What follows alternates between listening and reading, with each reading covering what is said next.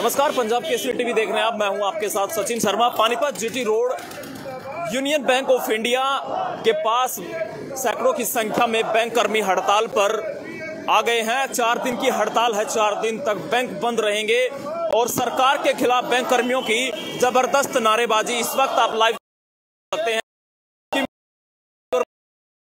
कर्मचारी साथ मिलकर, कई बैंक के कर्मचारी साथ मिलकर सैकड़ों की संख्या में यूनियन बैंक ऑफ इंडिया के नीचे हड़ताल किए हुए हैं और सरकार के खिलाफ जमकर नारेबाजी कर रही है। लाइव तस्वीरें आप देख रहे हैं। वीडियो को ज्यादा से ज्यादा आप शेयर कीजिएगा।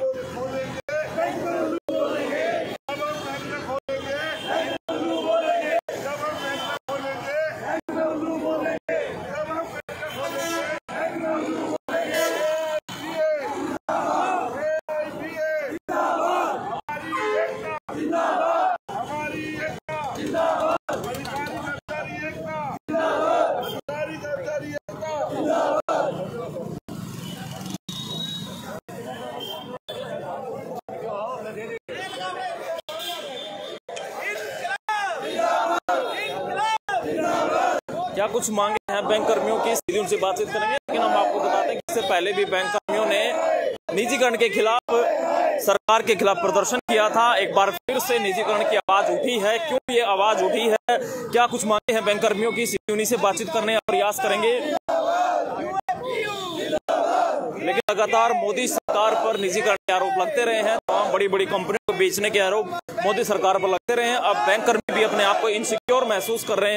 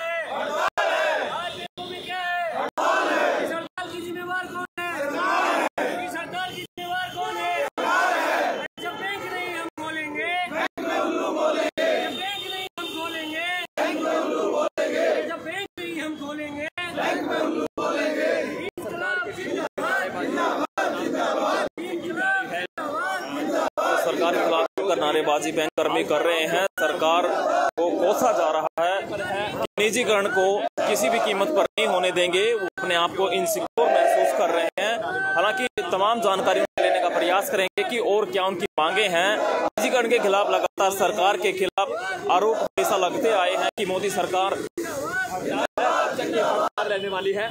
मैडम, कब तक ये हड़ताल रहने वाली है? किन मांगों को लेकर हड़ताल कर रहे हैं? ये 2 दिन की हड़ताल है, निजीकरण को लेकर है। अगर सरकार नहीं मानी तो हम इंडेफिनिट स्ट्राइक पर जाएंगे। तो मैम, निजीकरण के खिलाफ आप प्रदर्शन कर रहे हो, क्या इसमें ये सिर्फ बैंकों के लिए नहीं है, ये आम जनता के लिए भी है। गवर्नमेंट कहती है कि जनता अगर सरकार डूबे तो 5 लाख रुपए की वो देंगे। इट मीन्स उनके मन में पहले ही है कि बैंकों को डुबाना ही डुबाना। ये नहीं तो सारे सरकारी बैंक प्रॉफिट में चल रहे हैं। आज तक कोई भी ऐसा नेशनलाइज्ड बैंक नहीं है जो लॉस में है, लेकिन सरकार उनको डुबाना चाहती है प्राइवेट हाथों में देकर। इसीलिए हम सब उसका विरोध कर रहे हैं, क्योंकि निजीकरण में चले गए तो आम जनता का पैसा भी डूब जाएगा। कर्मचारियों का ही नुकसान नहीं होगा, आम जनता के भी नुकसान है। सभी के लाभ के लिए हम ये हड़ताल करते हैं। कर्मचारियों में किस चीज की इनसिक्योरिटी है अगर निजीकरण होता है तो? सबसे ज्यादा ये है, कभी भी किसी को भी कोई भी बेनिफिट नहीं मिलेगा। कभी भी सरकार निकाल देगी, कोई सुरक्षा नहीं होगी किसी की नौकरी की। तो ये सरकार अपने हाथों में लेना चाहती है प्राइवेट के, जिस तरह प्राइवेट बैंकों में है। लेकिन अगर प्राइवेट बैंक डूबते हैं तो उनको संभालते सिर्फ सरकारी बैंक है। कभी भी आज तक आपने ये नहीं देखा कि प्राइवेट बैंक डूबा हो और उसको प्राइवेट बैंक ने, कोई भी प्राइवेट बैंक जिम्मेवारी नहीं लेता है प्राइवेट बैंक को संभालने की। लेकिन बहुत सारे बैंक ऐसे हैं, सरकारी बैंक भी, जिनमें जो है बहुत सारा कर्जा हो गया, लोग चुका नहीं पाते हैं, उसमें बैंकों का कुछ नहीं है। ये सब भी सरकार बड़े कॉर्पोरेट्स को लोन देती है प्रेशराइज करके, जिसके कारण बैंकों को लॉस है। अदरवाइज उसमें बैंकों का कोई भी नहीं है। और उनको संभाला किसने है? बैंकों ने संभाला, सरकारी बैंकों ने संभाला, किसी प्राइवेट बैंक ने नहीं संभाला। आज सारे सरकारी बैंक प्रॉफिट में चल रहे हैं। तो चलिए, सारे सरकारी बैंक प्रॉफिट में चल रहे हैं। हालांकि निजीकरण का खास तौर पर विरोध किया जा रहा है। कुछ और बैंककर्मी भी हैं, उनसे भी बातचीत करने का प्रयास करेंगे। सर, क्या कहेंगे? आज हड़ताल, इससे पहले भी हड़ताल की गई थी, सरकार मांगे नहीं मान रही है, निजीकरण करने पर बोल रही है। और भी बहुत सारे सेक्टर है जिनको निजीकरण करने की सरकार जो है प्लानिंग कर रही है। वो इंश्योरेंस की बात करें तो इंश्योरेंस कर्मचारी भी लगातार जो है विरोध प्रदर्शन करते दिखाई देते हैं, वो भी हड़ताल पर जाते हैं। तो क्या ऐसा है कि सरकार निजीकरण करने के पीछे पड़ी हुई और आप लोग उसका लगातार विरोध कर रहे हैं? सरकार जो है वो सारे सेक्टर्स को निजी हाथों में देना चाहती है और अपने जो कॉर्पोरेट फ्रेंड्स हैं उनको प्रॉफिट में लाना चाहती है। अगर प्राइवेटाइजेशन इतना ही अच्छा है तो फिर प्राइवेट बैंक डूब क्यों रहे हैं? उनको बचाने के लिए सरकारी बैंकों को आगे क्यों आना पड़ता है?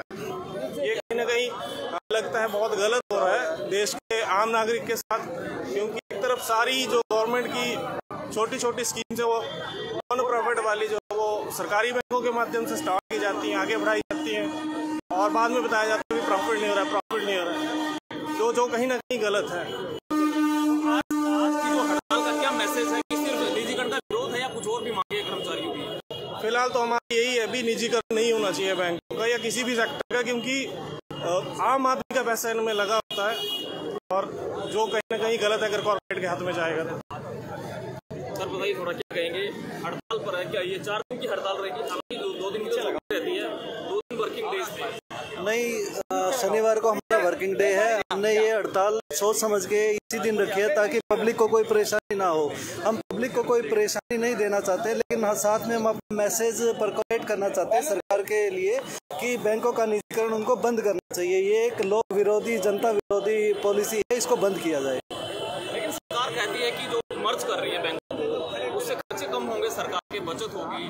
तो आप लोगों को मेन सबसे बड़ी दिक्कत क्या लगती है? देखिए, सरकार ये गलत स्टेप क्यों उठ रही है? क्योंकि सरकार एक बहुत बड़ी चीज होती है, बहुत सोच समझ के स्टेप उठाती है। ऊपर भी उनको विशेषज्ञ भी होते हैं, उनको जानकारी देने वाले भी होते हैं। तो ऐसा तो नहीं है कि सरकार कोई गलत कदम उठाएगी। तो प्राइवेटाइजेशन के लिए सरकार ने जो मुद्दा रखा कि लॉस मेकिंग जो चीजें हैं, PSU है, हम उनको बेच रहे हैं। अब ये बताइए, बैंकिंग कहाँ पे लॉस मेकिंग है?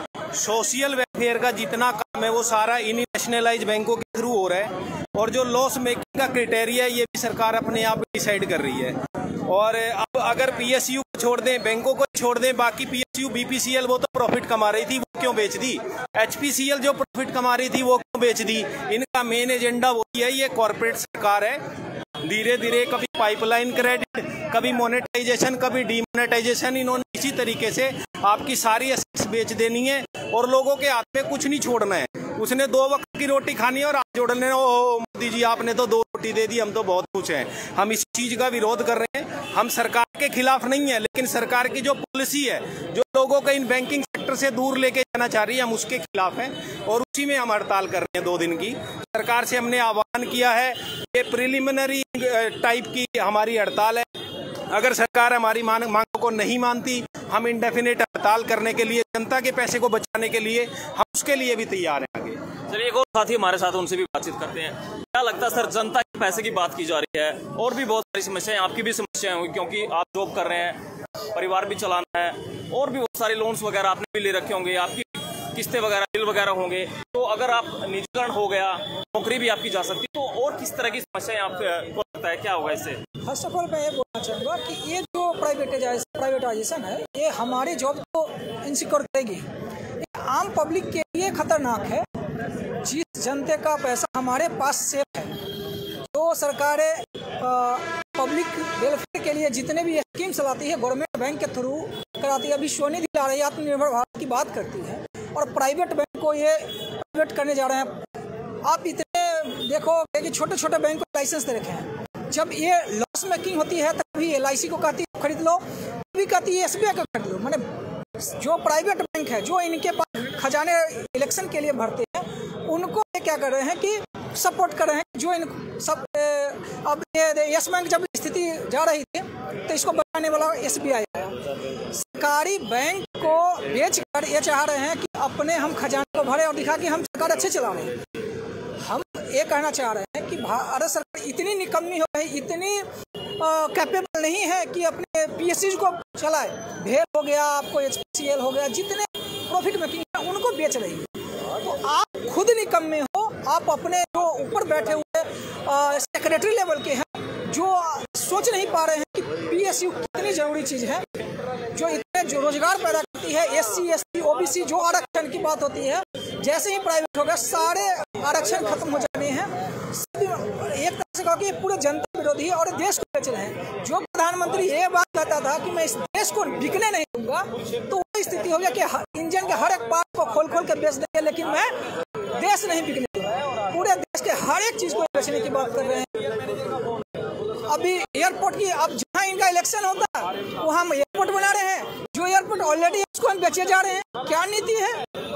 आज तक किसान की बात इसलिए नहीं मान रहे थे क्योंकि इनको हम थे कि हम नहीं मानेंगे। जब इनकी सरकार लगी कि अब वो यूपी में नहीं आएगी तो इन्होंने माफी मांगते हुए, लेकिन इनको इतनी शर्म नहीं आई कि जो शहादत दिया है उसकी भी बात करें। तो मैं यही कहना चाहूँगा कि जब पब्लिक अपने पे आती है ना, तो अच्छे सरकार की नींव हिला देती है और वही होनी है। हम लोग 2 दिन के अभी स्ट्राइक करें, सरकार नहीं मानेगी तो इंडिफिनिट जाएंगे।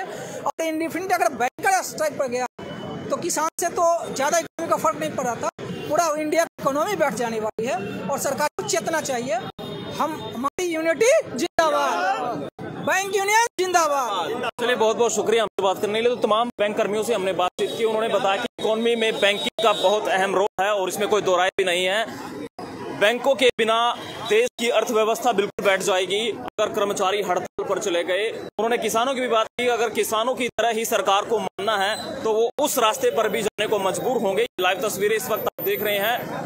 यूनियन बैंक ऑफ इंडिया के बाहर सैकड़ों बैंक कर्मचारी अब हड़ताल पर मौजूद हैं। हड़ताल लगातार सरकार के खिलाफ नारेबाजी कर रहे हैं और उन्होंने ये भी चेतावनी सरकार को दे दी है, या तो सरकार उनकी मांगे मान ले, नहीं तो वो अनिश्चितकालीन हड़ताल करने से भी गुरेज नहीं करेंगे। और इस वक्त आप तस्वीरें देख रहे हैं Panipat GT road union bank के नीचे से सीधे सैकड़ों कर्मचारी जो है हड़ताल पर।